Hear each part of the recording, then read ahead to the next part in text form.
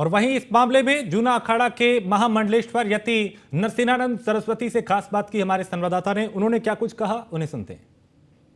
Ghaziabad police ने एक ऐसे गैंग का खुलासा किया है जो कि बच्चों को, खास तौर से किशोर बच्चों को धर्मांतरण करने का काम करता है। इस पूरे मामले में पुलिस ने अब्दुल रहमान नाम के एक ऐसे मौलवी को गिरफ्तार किया है जो कि गेमिंग ऐप और एक चैटिंग ऐप के जरिए बच्चों को नमाज पढ़ने और इस्लाम धर्म कबूल करने के लिए प्रेरित करता है। और इस पूरे मामले में पुलिस की गिरफ्त में एक मुख्य आरोपी जिसका नाम बद्दो सिंह है, जो कि मुंबई का रहने वाला है, पुलिस उसकी तलाश कर रही है। उसके पकड़े जाने के बाद इस पूरे मामले में और भी जो खुलासे हैं वो हो सकते हैं। इस पूरे मामले में बातचीत करने के लिए जूना अखाड़ा के महामंडलेश्वर यति नरसिंहानंद सरस्वती हमारे साथ मौजूद हैं। बहुत बहुत स्वागत है आपका न्यूज़ वन इंडिया में।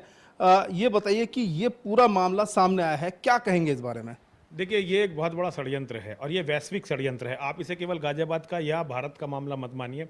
हमारे माननीय प्रधानमंत्री मोदी जी ने एक नारा दिया, एक हाथ में लैपटॉप और एक हाथ में कुरान।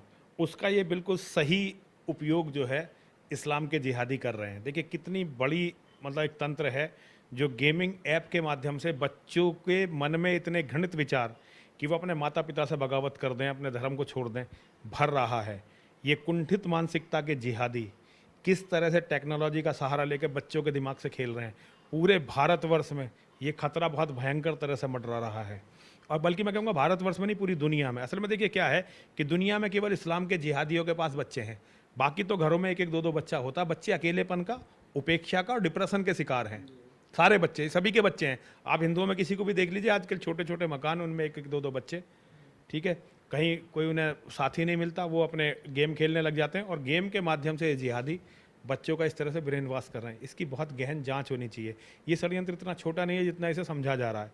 इसकी जड़ें बहुत गहरी हैं और केवल योगी जी हैं जो इस षड्यंत्र का खुलासा कर सकते हैं, वरना राजनीति कुंठित है और राजनीति इस षड्यंत्र को खोल नहीं सकती। क्या लगता है, ये लोग धर्म परिवर्तन करा रहे थे, लेकिन असल मकसद आपको क्या लग रहा है, क्या है? धर्म परिवर्तन ही है। वो पूरी दुनिया के अंदर मारकाट, खून खराब, जिहाद, इसी का तो नाम है।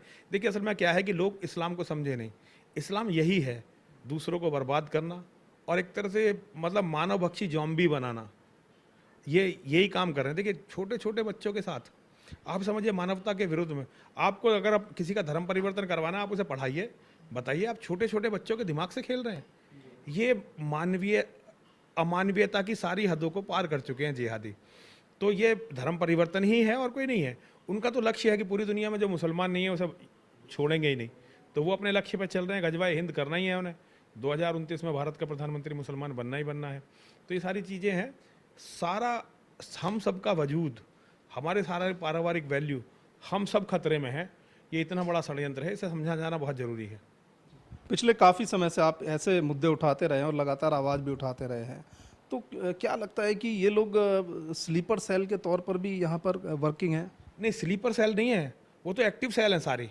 वो तो 24 घंटे अपने काम में लगे हुए हैं, कुछ ना कुछ कर रहे हैं, कुछ ना कुछ कर रहे हैं। देखिए ये सब जिहाद केवल बम विस्फोट करके नहीं होता, जिहाद केवल हत्या करके नहीं होता, जिहाद औरतों को बर्बाद करके भी होता है, जिहाद मंदिरों को तोड़कर भी होता है, जिहाद आपकी ज़मीन को कब्जा करके भी होता है, जिहाद आपके बच्चों के साथ अमानवीय कार्य करके भी होता है, जिहाद ट्रेनों को टकरा के भी होता है, जिहाद रेल की पटरी को उखाड़ के भी होता है।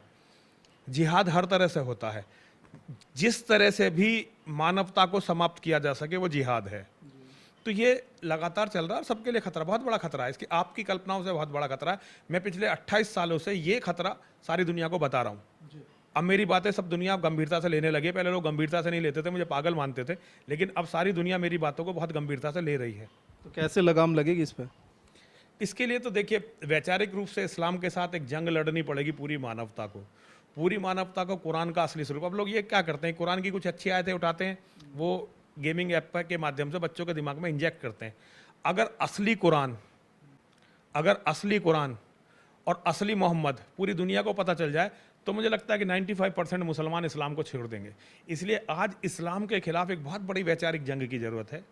इस जिहाद के खिलाफ एक बहुत बड़ी वैचारिक जंग की जरूरत है। इस्लाम के बेसिक को समझ। लोग कहते हैं कि ये कुछ कट्टरपंथी करे, कट्टरपंथी नहीं करे भाई, ये इस्लाम है। समझना क्यों नहीं चाहते? इस्लाम के अनेक रूप नहीं है, इस्लाम वही है जो मोहम्मद ने बताया था। तो इसे समझने की जरूरत है। इसके खिलाफ एक बहुत बड़ी वैचारिक जंग छेड़ने की जरूरत है। अच्छा, क्या मैसेज देना चाहेंगे बच्चों को, क्योंकि खास तौर से वो किशोरों को टारगेट करते हैं? बच्चों को नहीं, बच्चों के माता पिता को देना चाहता हूँ। परिवार को मजबूत करिए। आपने जो एक एक बच्चे पैदा करें, आपका देखिए किस तरह से विनाश वो लोग कर देंगे।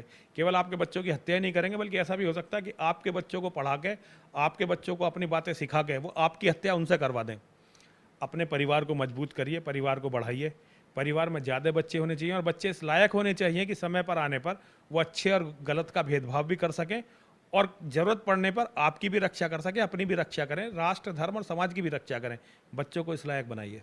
अच्छा, एक बात बताइए, अभी तक जैसे कहा जाता था कि कम पढ़े लिखे हैं उनको आसानी से बहका लिया जाता है, ये हिंदू फैमिली जो पीड़ित है उसके फैमिली जो है वो डॉक्टर है, वो डॉक्टर फैमिली से आते हैं, तो पढ़े लिखे भी अच्छे खासे हैं, तो क्या लग रहा है कहाँ कमी है जो इतनी पढ़ी लिखी फैमिली भी भटक रही है? देखिए, फैमिली नहीं भटक, बच्चे, छोटे बच्चे, नाबालिग बच्चे भटक रहे हैं। बच्चों का दिमाग तो फूलों की तरह है। बच्चों का दिमाग तो बिल्कुल, मतलब आप उसे ब्रेन वॉश करना सब हमेशा ही अच्छा आसान होता है। बच्चों को कुछ झूठी सच्ची कहानी सुनाकर उन्हें ब्रेन वॉश कर दिया गया है।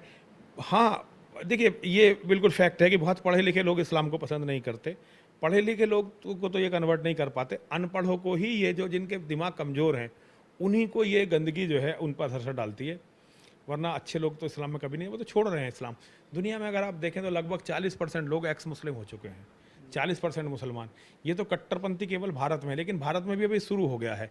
जो जो लोग कुरान को और मोहम्मद को अच्छी तरह से पढ़ते जा रहे हैं वो सब लोग इस्लाम छोड़ रहे हैं। लेकिन अभी भी ये जो जंगली और जाहिल हैं ये बहुत ताकतवर हैं और ये हमें बर्बाद करने की क्षमता रखते हैं। तो ये हमें बहुत समझने की ज़रूरत है और इस खतरे को भांप के अपने परिवारों को इस खतरे से बचाने की ज़रूरत है। तो बिल्कुल ये है जूना अखाड़ा के महामंडलेश्वर यति नरसिंहानंद, और जो साफ तौर पर कह रहे हैं कि जो हिंदू फैमिलीज हैं, खास तौर से उनके माँ बाप, उनको बहुत कुछ समझने की ज़रूरत है और ध्यान रखने की ज़रूरत है कि आखिर उनका जो बच्चा है वो कहाँ जा रहा है। क्योंकि इस मामले में भी ऐसा ही हुआ था कि लगातार जिस तरह से बच्चे के व्यवहार में चेंजेस आ गया था, लगातार वो जिम जाने के बहाने मस्जिद में नमाज पढ़ने के लिए जा रहा था और साथ ही जब माँ बाप ने विरोध किया तो उसने 112 नंबर पे पुलिस को कॉल कर अपने माँ बाप की शिकायत भी की। तो ये तमाम चीज़ें इस बात की तरफ इशारा करती है कि कहीं ना कहीं जो माँ बाप हैं उनको ये देखने की ज़रूरत है कि आखिर जो उनका बच्चा है वो कहाँ जा रहा है। कैमरामैन अतुल के साथ यादराम कुमार, गाजियाबाद।